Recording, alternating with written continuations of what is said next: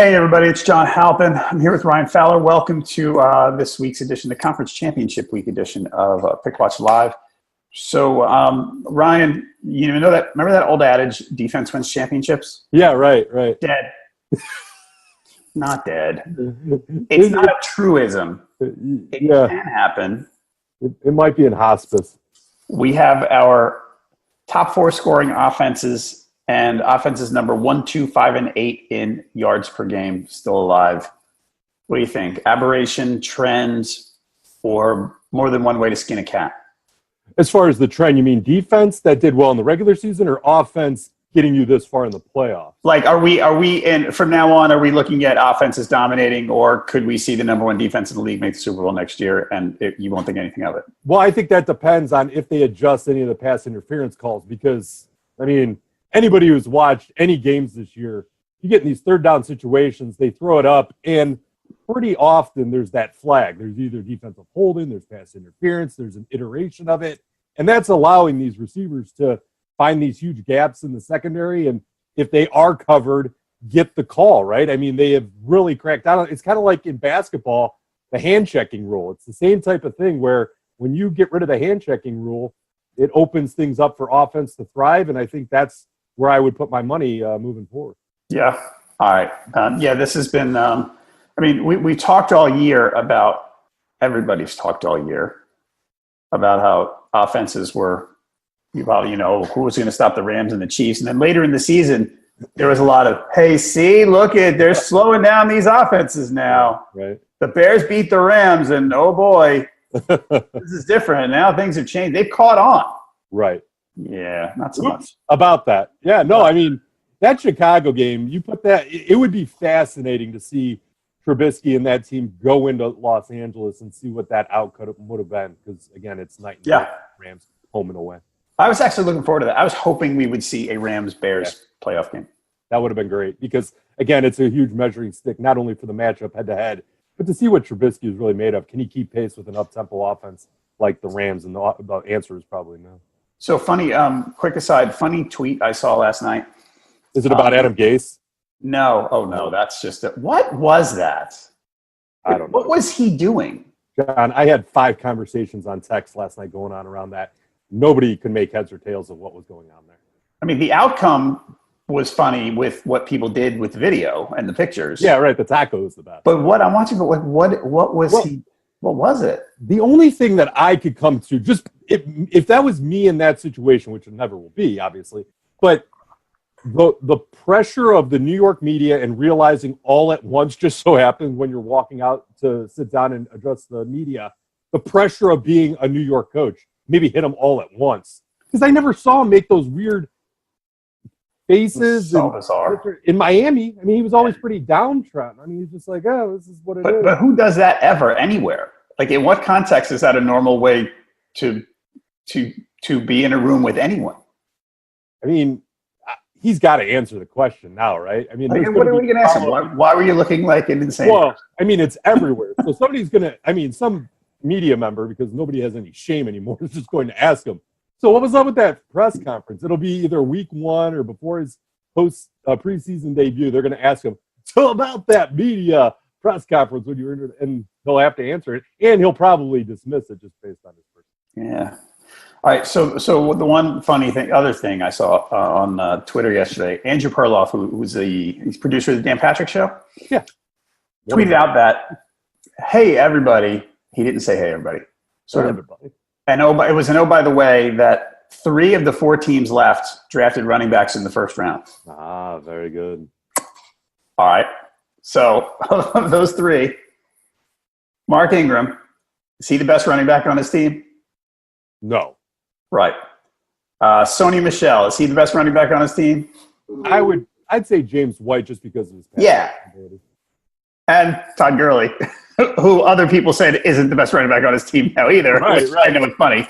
But, yeah, it was a little troll thing. Yeah, just throwing it out there into the ether of reel everybody in. Right. That's pretty funny. So Saquon's fine. Yeah. The Giants went through Paul Perkins, Shane Vereen, who else? Brandon Jake. What was the Giants running back core? Ahmad Bradshaw. Oh, my Lord. Hey, it worked, though. So I'm still team quarterback on that one, much as I love Saquon. Sam Darnold, I know you miss him. It's hard not to love Saquon. Oh, I mean, Barry Sanders 2.0. Right. I mean, it's hard not to love Le'Veon Bell, even if you acknowledge that James Conner, the Steelers' offense was better.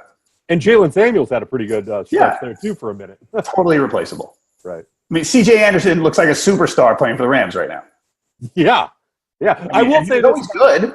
Yeah, I will say this about C.J. Anderson. He's making cuts that the only other running back I've seen make those cuts is LaShawn McCoy in his prime, which is weird to say. I mean, some of those hips don't lie, as they used to say. Thank you. I date myself. But no, I would honestly say that C.J. Anderson, some of the cuts he's made, even though he's in the shape of Mike Tolbert now, he is making some pretty good moves. I thought he was wearing a flak jacket. Is he? Because I don't know. No, I didn't think when I looked at him, I said he's wearing a flak jacket. Two of them. Right. It was weird. He's layering for the cold weather ahead. All right, let's before we move on to the two games for this Sunday, let's recap the divisional round games. So everybody on NFLPickwatch.com, it was a bloodbath because everybody picked the underdogs. On the expert side, the first three underdogs were more than 60% picked. The only favorite that the picks lean favorite was the Saints. On the fan side, underdogs across the board. And the only favorite that covered, not the only favorite. So the favorites covered everywhere except the last game, right? Because the Rams covered, the Chiefs covered, the Patriots certainly covered. Will Lutz did not cover. Will Lutz did not cover. I was so annoyed at that. We didn't deserve it. The way that game started, we didn't. No. It'd be nice, though. Yeah, it would have been nice to get, but you can't complain that that's a bad beat. Right. So, all right. So, I think when I was watching that Chiefs-Colts game, all I could think of is that was the prime example of recency bias getting all of us. That we were so impressed with how the Colts played, and boy, they're for real, and they just won at Houston. And, the Chiefs, they've been stumbling down the stretch, and maybe they aren't the same as they were early in the year, and we've seen this before.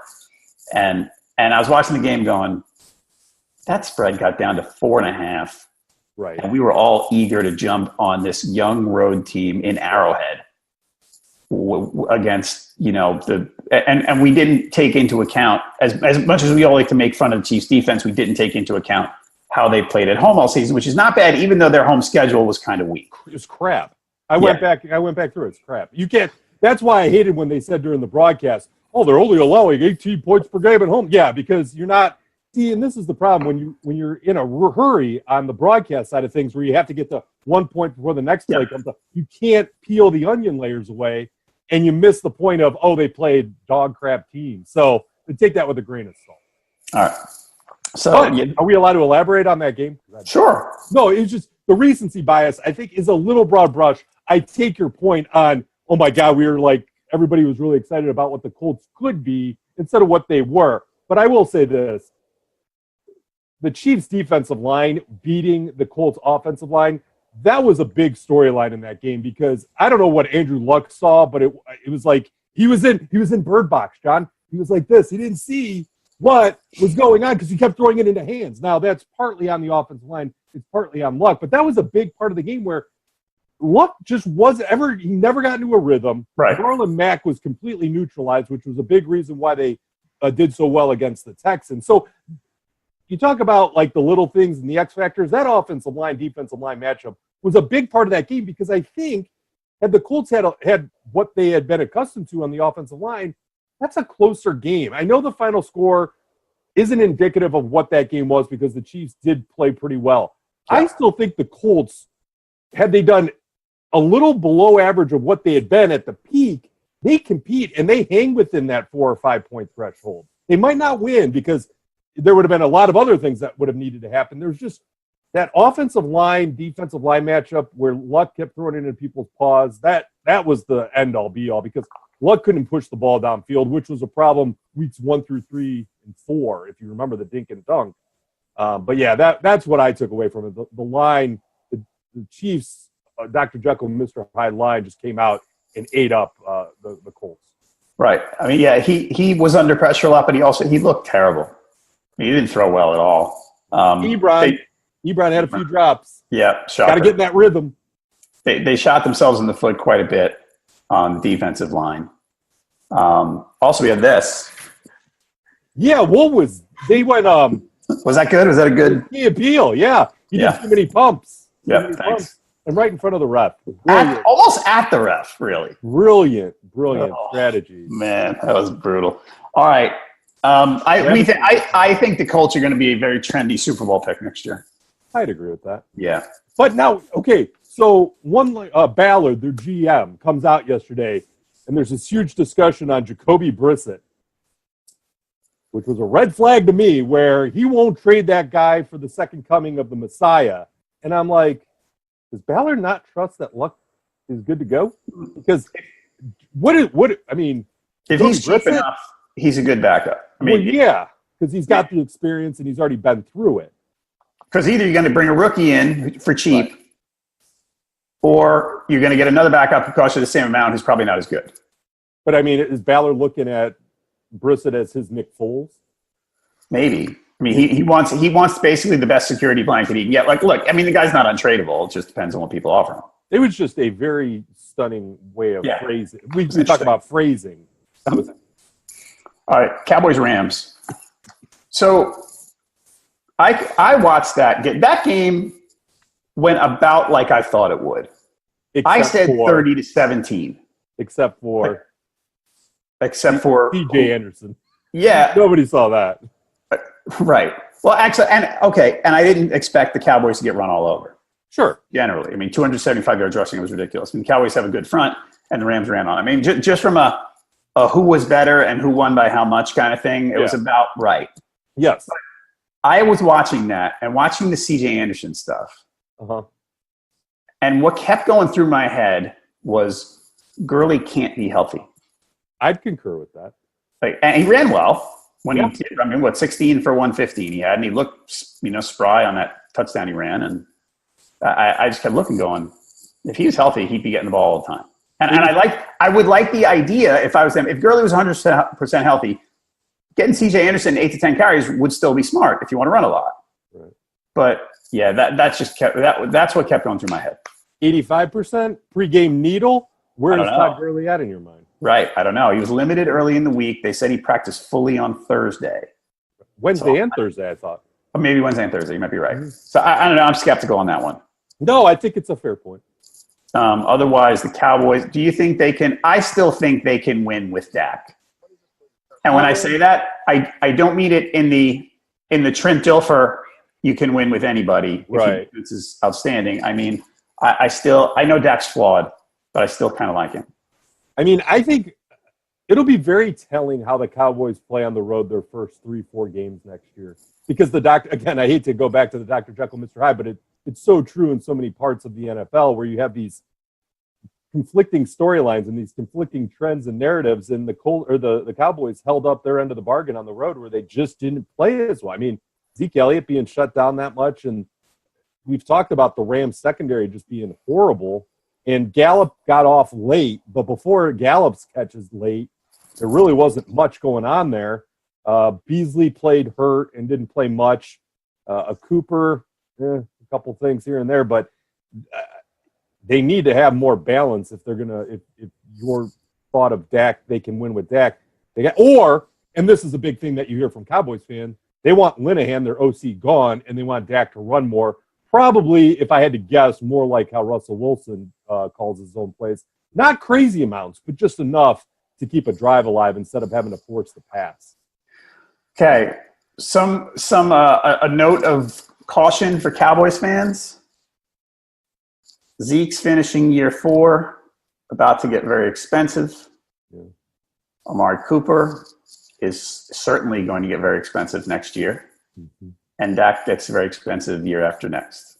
So, good luck. Have fun with that pocketbook. Yeah. It all seems great now. But when you got to pay those guys a whole boatload of money, because you got to pay all 3 of them. Right. Right. Unless you want to let Dak walk and draft a rookie, which is fine if you want to do it. But if you want to keep him, it's coming. So Zeke gets franchised. Well, I'm looking at overthecap.com, and I see, all right, so Zeke either gets franchised or he gets long-term. Yeah. So they franchise Dak and give Zeke the money. right. Let me see Cooper. Amari, there he is. Amari gets, wait, that's not right. Cooper's going to have to. Cooper realizes his wealth based on how quick that team turned around once he arrived. His cap number next year is going to be, if he's franchised, I think he's almost 14 million. So that's not good for them. No. Yeah, it's about to get ugly for the Cowboys. Yeah. I mean, they have some young talent on defense, which is good. Right. So they're cheap, but you're going to have to start paying people, and I think that's going to come at the expense of the offensive line. Yeah, I would agree with that. And then you're paying Zeke to run behind a weaker offensive line. It's got to be funny how that works out. Mm-hmm. All right, Chargers Pats. So Brady after the game. Yeah. First of all, this is a demolition. Yes. I mean, the Pats, six catches in 2 minutes. and the numbers suggested that the Chargers gave up a lot to opposing receivers. Like that was by design for sure. The Chargers couldn't really do much of anything. Rivers looked uncomfortable. The Pats defense played well. The Pats just they look better than they have all year. And after the game, Tom Brady does I know everyone thinks we suck and can't win any games, so we'll see what happens next week. They've won 5 championships. They're in their 8th straight AFC title game, and they are playing the nobody respects us card. I love it. But the point spread's the favor of the Chiefs.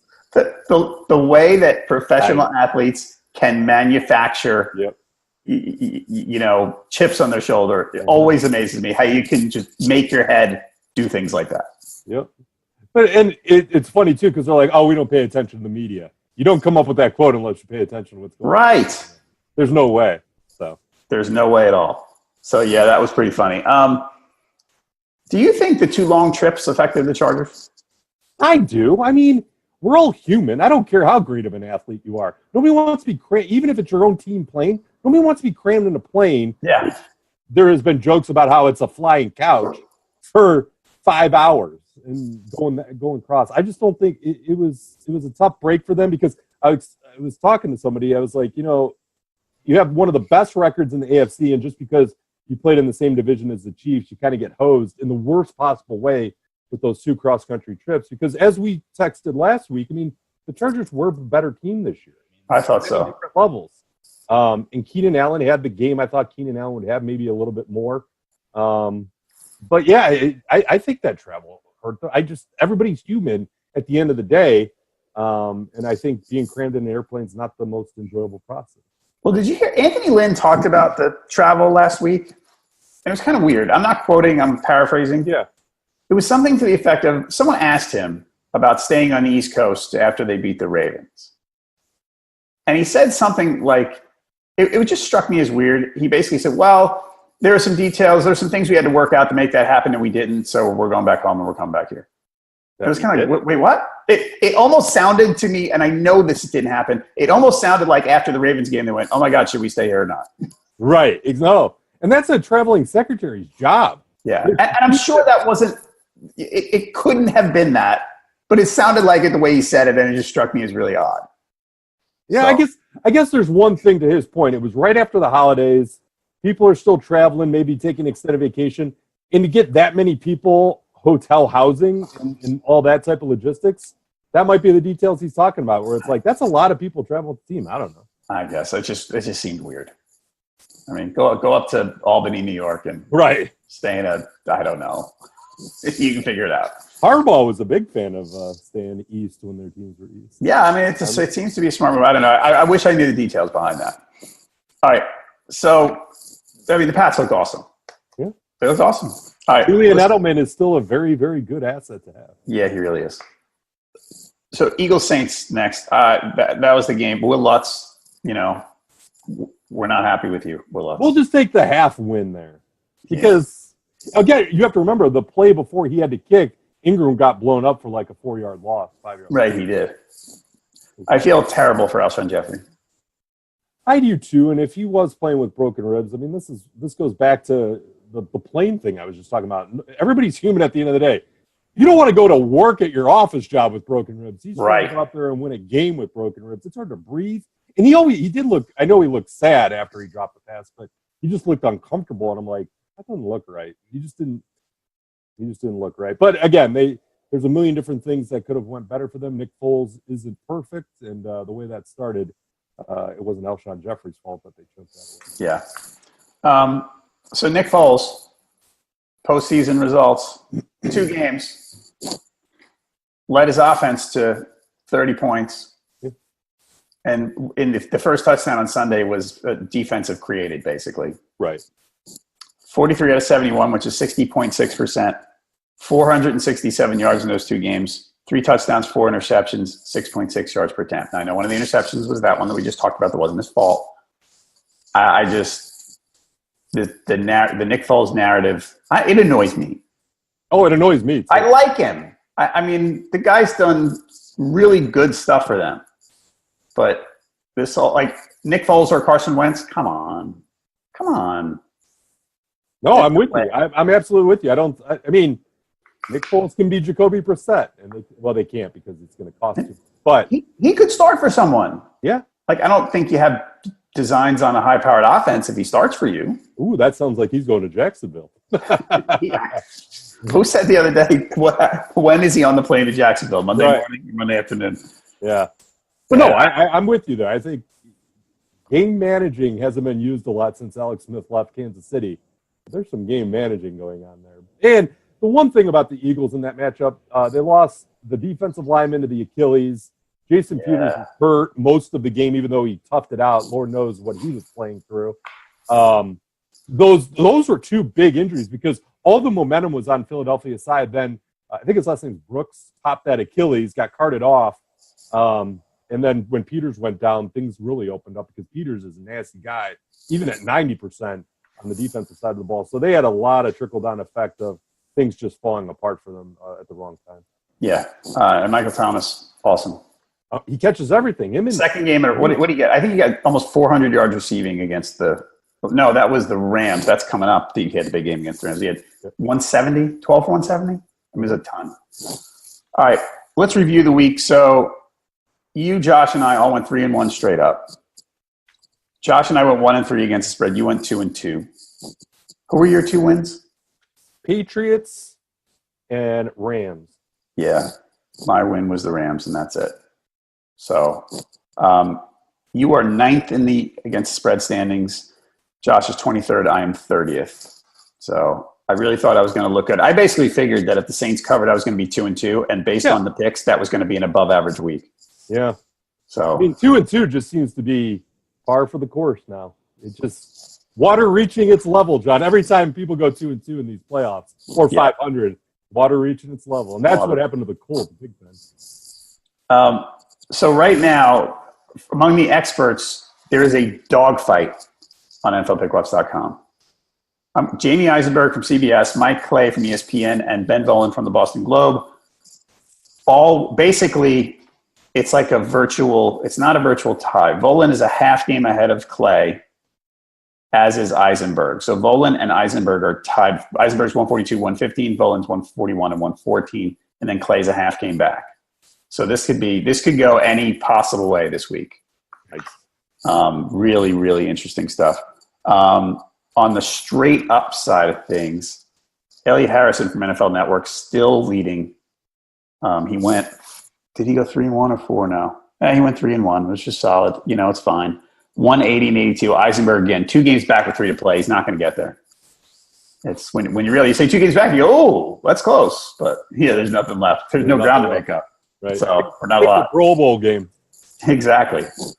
All right. On the other side, fan-wise, a guy named Speakeasy Sports and Imagery are on top of the against the spread league. Drew Purdue and Tao Dang lead in straight up. So congratulations to you folks for having a good year. All right, we're going to look at the 2 games for this. We're not going to get way in depth on the Sunday games, but we're going to start looking at them, talk about the early lines. Until then, Ryan's at Freelance Fowler on Twitter. I'm Matt J. Halpin37. Josh is at Josh Katzowitz, and our main account is at Pickwatch. Make your picks now, NFLPickwatch.com, and look for Josh's column later in the week on normally he does 3 games. I'm not sure he's going to structure it this week on the game to bet your life savings on and the game to be scared of and the fun game of the week. I think they're all fun games. They are. Josh and I will be here on Friday morning, by the way, to look in depth at the 2 Sunday games. All right, let's go. So 3 o'clock Eastern, Rams Saints. Saints favored by 3.5 currently. Over-under is 57. These teams played in Week 9. Saints won 45-35. They were up 35-17 at halftime. They controlled the ball, the time of possession, 33 minutes, 41 seconds for the Saints. Gurley didn't have a huge day, 68 yards rushing. Michael Thomas did, as I mentioned earlier, referenced earlier, 12 for 211 and the touchdown. Rams 6-2 on the road, but 4-4 against the spread. Saints 7-2 straight up at home, but 4-5 against the spread. But one of those, they lost the Week 17 game, which we're going to throw out because they were resting everybody. So the big injury here, we talked about Gurley. Sheldon Rankins being out for the Saints is a massive issue. Like, I'm not saying, oh no, they're dead. Not like that. Right. He's a really good player. Every piece matters this time of year. Yeah. I think the oxygen was sucked out of their dome when he went down. I mean, you could sense it even at home, where people know these role players and every bit matters, and that's going to play a factor in this matchup. Yeah. So I mean, if the Rams, I mean, the way the Rams are so interesting because they run so unconventionally. You know, it's always been, well, you're gonna add a tight end and you're gonna add a fullback and you're gonna just blow people up at the line. Well, the Rams are kind of like, oh, we're just gonna spread the field and create lanes, which is what's helping CJ Anderson to look like Jim Brown right now. And to that point, if that offensive line does what they did against the Cowboys, look out. I mean, that's a game changer. It's funny, like going back to what I was talking about with the Colts and the Chiefs. And then you look at what happened with the Patriots and Chargers as far as protection goes, people being comfortable. The offensive-defensive line matchups have been fascinating last week, and that's going to carry over into this week. We talk about all these skill position players, but those trenches are mattering more than I think people are leading on because it's not sexy to talk about, and I get that. But, man, those battles at the offensive and defensive line are going to matter, especially in this matchup. Yep, absolutely. All right, so by the way, Saints are, again, in fact, the Carolina game's part of this, 1-5 against the spread in their last 6. Yee! Yeah. However, the Rams are getting the hook? Yee! They are 5-0 in the playoffs under Peyton. They haven't lost at home with him. We know that their pass defense has struggled a lot this year. It's gotten better. Yeah, it's like this, isn't it? Wouldn't you say? Yeah. I wish I had the game by game in front of me that way to dig into. No, it is. So that would be boring TV talk to go game by game. But whatever. Yeah, it has We've been told we're so exciting to listen. Apple seems to have stabilized a little bit. He seems to have improved along the way since he's gotten there. So the interesting thing in this game, I was looking at the numbers. I was looking at the numbers yesterday Goff. The Saints sacked the quarterback a lot. They're tied for 5th in the league. Goff under pressure. I mean, he had a good yardage game last time. I mean, they lost, and it was a lot of, wasn't catch up late. But I don't know. He struggles a bit under pressure. And some people are like, he's funny. I was reading people on Twitter yesterday saying he's bad under pressure, like bad. Because he doesn't move very well. Right. And I wonder if the Saints, I wonder if you kind of just send the kitchen sink after him. I mean, the Saints aren't a huge blitzing team, but I don't know. I wonder. Because last time, if you're the Saints, do you do what you did last time when the Rams scored 35 points? Right. Yeah, I think you obviously have to mix it up, but I think that also, if they do bring the kitchen sink and you have Todd Gurley not playing at optimal level, that falls into, oh my gosh, I don't have somebody to dump it off to on a screen pass in the flat and let him run. Do you bring Cooks back, and that's your quick out and go? I'm just trying to play it out in my mind of if they do bring heat, who's going to be the safety valve? Is it going to be Higbee? Because they got, like you said, Goff has not looked good under pressure. I would agree with that. I think there is some truth to that, and if anybody who's watched any of their road games when he was facing pressure would obviously notice that. But I think Todd Gurley plays a huge role in how they attack any type of blitz that would come from the Saints, because he was so good in the passing game in that first half of the season. Obviously, time waned on, and he was injured during that time too, according to him. Right. But yeah, because C.J. Anderson's not going to be that safety valve, so maybe it's Cooks, maybe it's Higbee. Well, and C.J. Anderson's a good blocker too, actually. Yeah, he does pick up the blitz quite well because, again, he's wearing 2 flak jackets. Right. He takes up space like this. He's like one of those hockey goalies who takes up the whole. Yeah, exactly. But no, I think the Saints will mix it up a little bit. Just again, they have to change the timing. Looking at how comfortable they were last week against the Cowboys, a defense better than theirs, as evident based on when the Saints played them.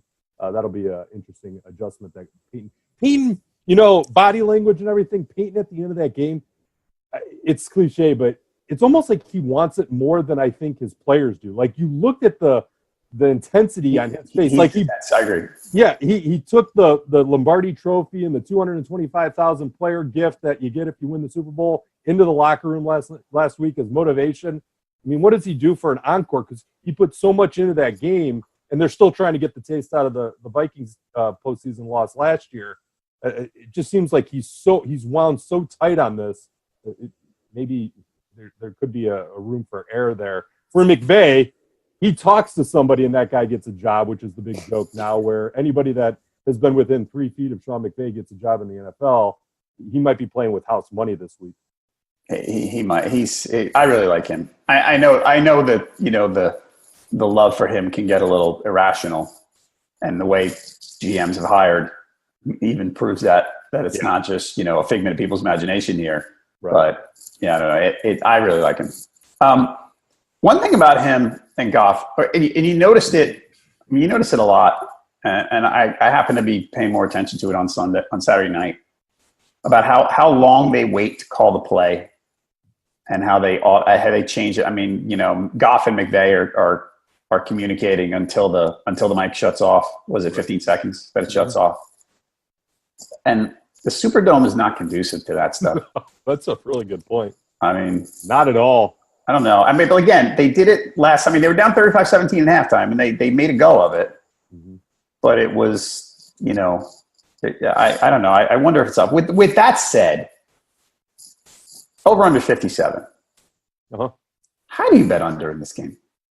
You don't. There's no way. No, not with the way Marcus Peters and that Rams secondary has been playing. And again, you can find gaps in the space.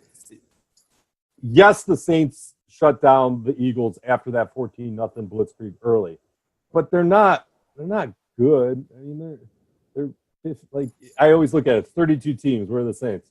In my mind, not statistically, just like where do they fall in that? Are they 15? No. They're hovering around 15, right? They're not the Cowboys and everything like that. So I look at it as you're going to hammer that over. And without Rankins, I mean, that's a big deal. Right. So he's one of their best defensive players. Yeah. And, yeah. And you have no weather conditions to factor in, which we didn't have to earlier either. And it hammered the over in that game. So we have to also use the track record of that. What's your gut? Tuesday morning, what's your gut? That hook scares the living hell out of me because it's just these teams are fairly like looking. This is what so the Saints 1-5 against the spread in their last 6 games, right? That is what they are. I think they are good enough to win any game, but even a 3.5. If it was 3, that would make more sense, and I'd probably lean Saints. But that hook, the Rams are going to hang. They're not going to go anywhere, especially with the way C.J. Anderson's playing right now. C.J. Anderson isn't showing any signs of slowing down. He did it the last 2 weeks of the regular season. Then he comes up against, and again, this is the Rams' offensive line. Is this, again, going back to our Colts analysis, is this recency bias? Am I getting into my head that the Rams' offensive line is going to perform just as well as they did last week, 7 days later against the Saints' defensive front seven? Maybe, because it's a really good offensive line. And then on the flip side, you have Aaron Donald, and you have Ndamukong Suh, and you have Dante Fowler, no relation. And they can bottle up Alvin Kamara and Ingram, because Ingram, he needs a little bit of a push for him to get to that second level. Kamara can make plays. And I think Kamara actually just is coming off one of his best games in 2 or 3 months, if you want to be honest about it. Yep. So with all that said, I like the Rams with the hook. I know it's cliche and Fowler's being cute. No, I really like I like the Rams getting that half point to kind of give me a little bit of buffer where they hang within that field goal because both of those kickers are good. I know Lutz missed the 52-yarder, but yeah, Greg the leg. There's really, and you have the inside conditions. You don't have weather elements. Give me the Rams in the hook, and I think 43-40, maybe something like that. Yeah. 35. Like I'm in it. Like I really believe. And again, I just don't want my recency bias on C.J. Anderson to cloud my judgment. But just watching the Saints down the stretch, they had a week to let me put it this way: they had a week to prepare for Nick Foles and the horrible Eagles secondary, which has gotten better as of late. And Brees throws a pick to start the game, throws the momentum and flow of that game. That's what they kind of were down the stretch, and that's what concerns me. Yeah, one of the things that concerns me with them is that the receiving game after Michael Thomas and Kamara, the receiving game is not really good. Nope. I mean, there's nothing to speak of. Nope. So. Like Kirkwood shows up once every 5 games. Yeah. Raekwon once every 5 games. Dan, like again, and then you're like, oh, what was his name? Dan Arnold. Like anybody who's just kind of looking to wager on this game, you should play quiz game with your or quiz bowl with your buddies. Name the receivers after Michael Thomas. Well, yeah, but Ted Ginn just came back on board and he's a half step 3 right now. Otherwise, 2 things in this game. If you're prop betting, I don't have the yardage in front of me, but the Saints. Their pass defense has struggled. Like you said, it's been up and down a little bit. They've given up most of their stuff on the outside. Cooks was 6 for 114 and 1 last time they played. On the other side of this, the Rams have been very good about shutting down receiving backs. They've given up 477 receiving yards all year to receiving backs, which is pretty darn good. Kamara, 4 for 34 and 1. I know he got the touchdown. I know I'm not playing fantasy here, but if you're prop betting, Kamara's probably not in line for a big receiving game based on how the Rams have played this year. So Kamara down the stretch, receiving yards. 40. This is regular season. This is like second half of the season. 46 receiving yards, 37, 9, 36, 36, 36. 3 straight weeks with 36 receiving yards, trifecta, and then 82 against Pitt in that comeback win. But you look at the beginning of the season for Kamara, and Ingram was suspended. 112, 53, 124 to start the season. It's almost like they're saving Kamara and trying to extend his career workload because it just seems like it's steady, the amount of touches he's getting per game, but that explosiveness that we saw all through last year hasn't been able to mimic itself in his sophomore season. And but you go out last week and you have the big game against Philadelphia making some big plays. That is interesting that the Rams can slow that down because that's needed with only Thomas as the other option. All right. Let's go to Pat's Chiefs. So my gut, I'm trying to talk myself into the Rams, by the way. You are going to talk yourself? I'm trying to. Yeah. Maybe I want to see a Rams-Chiefs rematch. I don't know. I mean, any of these matchups would be fun. Right. I'm trying to figure out how the Rams could come back and win at New Orleans after losing last time. I mean, they're good. I think they can. I don't think anyone in this round is unbeatable or anything like that. I'm trying to figure it out. And that rankings thing is really sticking in my head. Yeah, and that's what gets us in trouble, though. I think you and I are very similar where we hone in on certain things, like me, probably C.J. Anderson this week, the rankings thing with you where, don't forget, bring everything into the fold because you might miss something when you're trying to drop some digits on it. But again, the way I look, again, we talk about it every week, playing a game out in your mind. What is more likely, the Rams to jump out against the Saints team or the Saints, keeping in mind, and I'm leading the witness, how they've played down the stretch, jumping out against the Rams? I think it's more the Rams are going to be able to jump out. I think you might be right. If the Eagles could jump out, and I know the interception on Brees kind of changed its tone early, and then the injuries kind of reversed it back. God, that game had so many weird flow changes, the Eagles and Saints. But, yeah, I'm really big on the Rams Tuesday morning. Let's see if anything changes. Right. I don't think I'll change my mind unless the half moves away. All right, let's get to the other game. Chiefs-Pats. Chiefs favored by 3. Now, of course they are. Over-under opened at 58. As we speak, Tuesday, 9:45 a.m. Eastern, 55.5. Very cold forecast in Kansas City. A little nippy. Clear, because this game starts 5:40 p.m. in Kansas City, right? As of right now, no precipitation. They might get some on Saturday, ice, sleet, rain, whole bunch of stuff. Hot. Right now, the forecast, according to weather.com, the high forecast in Kansas City for Sunday is 11 degrees Fahrenheit. And that's during the day. That's probably, 3 o'clock.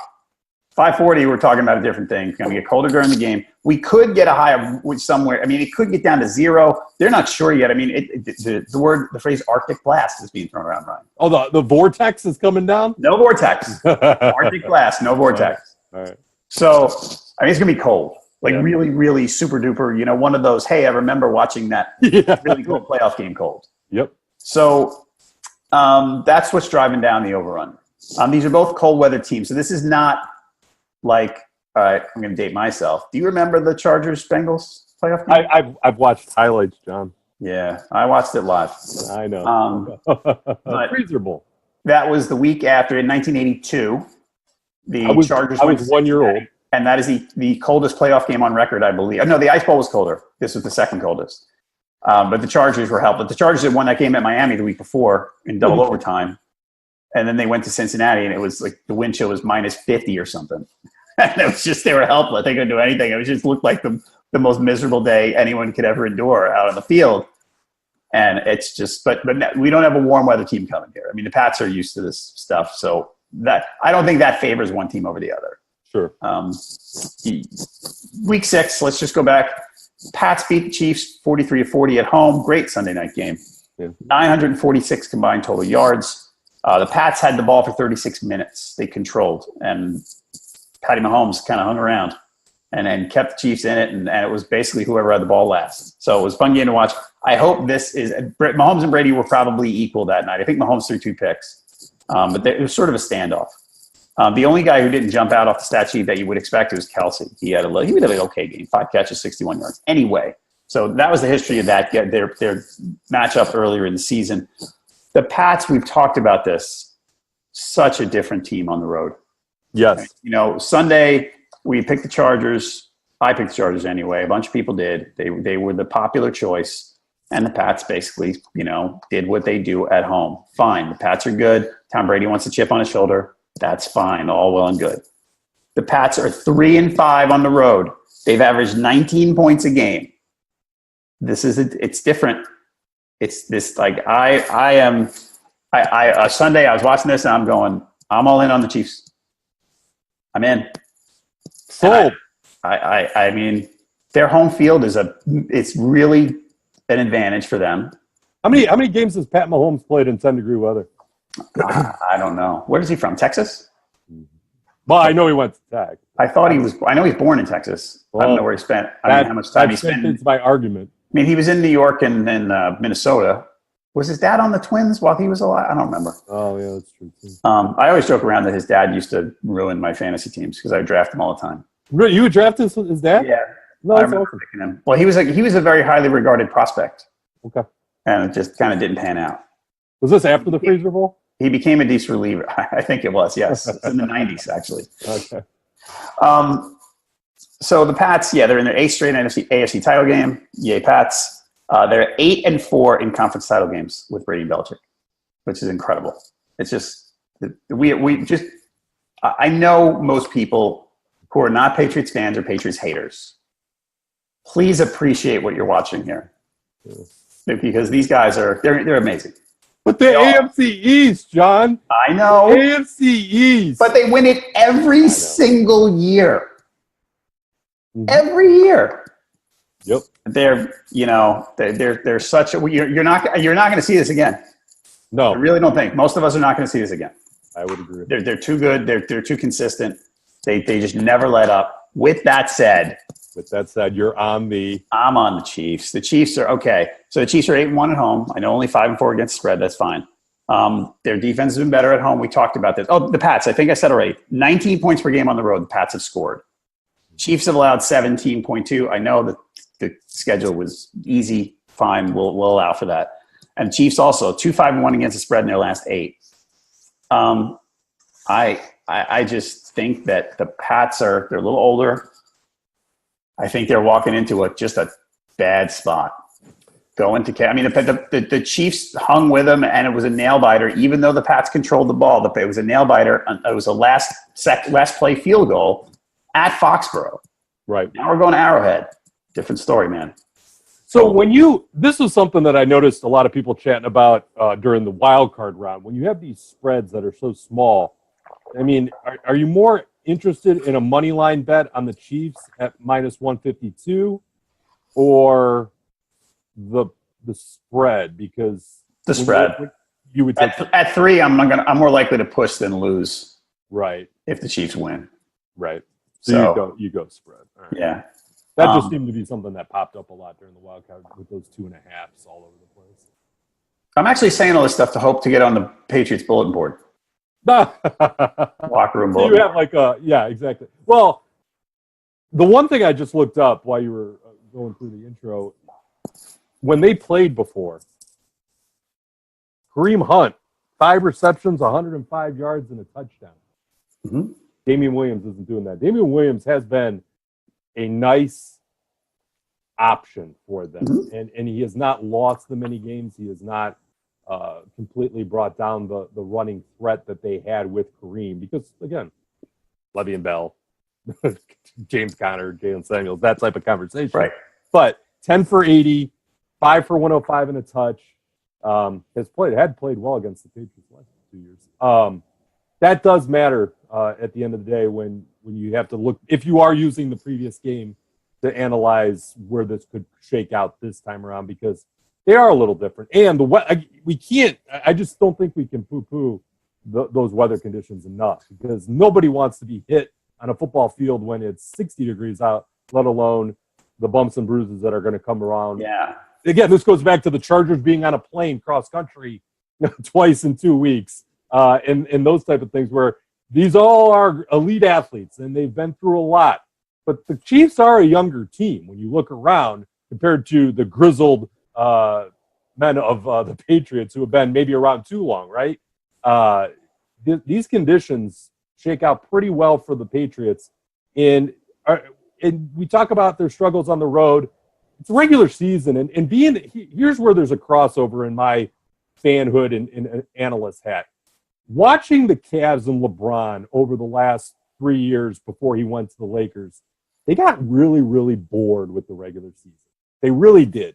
And you don't want to get too bored because there's only 16 games in an NFL regular season compared to 82 with the NBA. But part of me always wondered with the Patriots, it's like they know they have the AFC East on lock because nobody can compete with them. So they're going to probably get the division crown year in and year out. They have games where they can reel it back. And then when you got to think about this because that's an older team, and the Cavs were an older team. They could hold some stuff back on the defensive side of things and on the road, because as soon as you blink with them, they go out there and they destroy a really good Chargers team. Yes, at home, but still a very good Chargers team who had shown us a lot throughout the season. So I'm not saying they laid down on the road, but I'm just saying maybe they saved some stuff because Belichick is smart. He's somebody who's playing chess, not checkers, and he was preparing for this moment more than he was for the Jaguars or the Titans. He was preparing for these moments, not a regular season game in his 15,000th season as head coach of the Patriots. He was preparing for if we get to the divisional, if we get to the conference championship. And Julian Edelman, I don't remember the last game Julian Edelman had that was that much of an impact. Were they saving Julian Edelman after being suspended all of September? I don't know.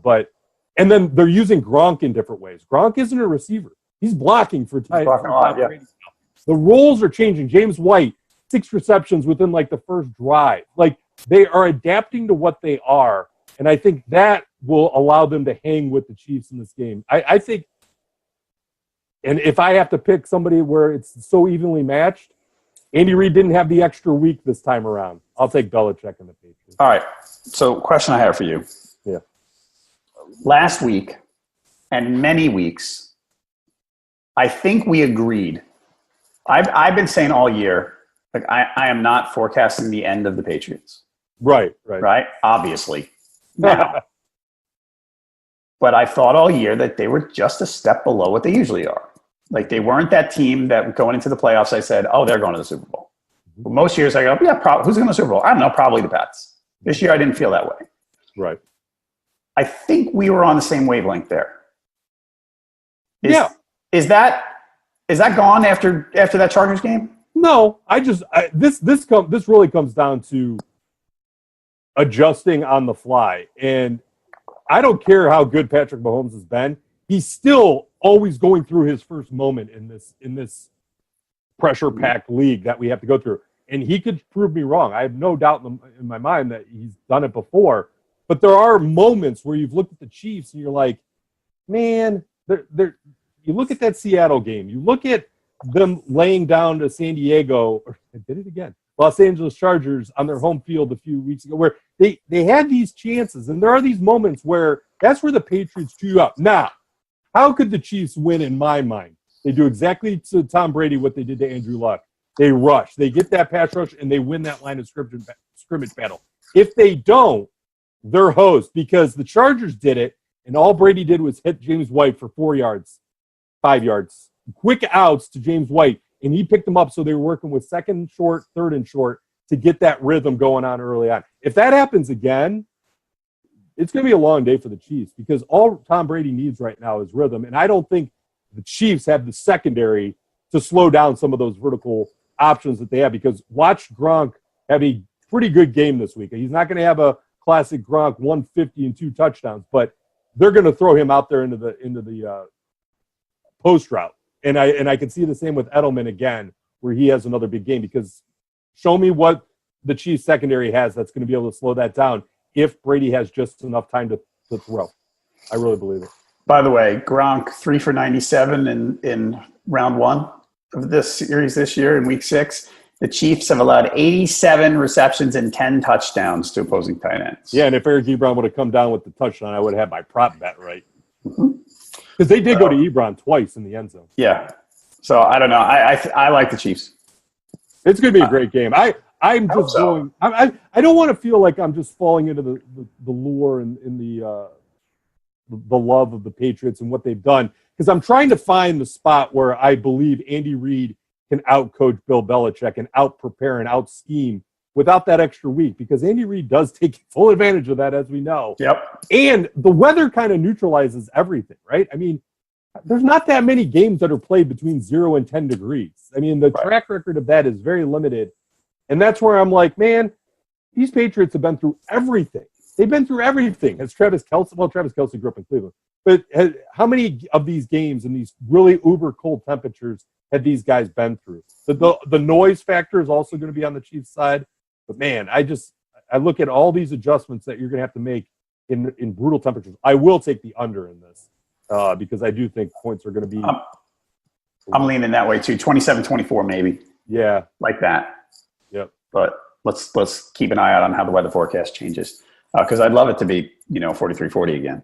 Yeah. Whatever. Muscles are going to stiffen up. I don't care how many of those blast furnaces they have on the sideline and those poofy coats. You're going to be cold. And I'm always curious what the coaches decide to wear on those games. Because, I mean, I'm like, Anthony Lynn was like in a sweatshirt last week in a ball cap. And I'm like, that's cold, man. Right, yeah. Hopefully he had some thin layers underneath. But yeah. All right. That's it. Like I said, Josh and I'll be back Friday morning to talk in depth about the 2 Sunday games. So please check back with us then. We usually record at 7 a.m. Eastern. We'll probably do the same thing this week. And I'll be here most likely 2 o'clock Eastern on Sunday with my quick Facebook Live check-in on the inactives for the early game for Saints and Rams, and to talk about how the lines have moved and who the final consensus picks are and all that. So check that out. Ryan, we got anything else for today? Is Kyler Murray going to play in the NFL? So I've heard. I've heard that too. Just curious. That's all I had. Yeah.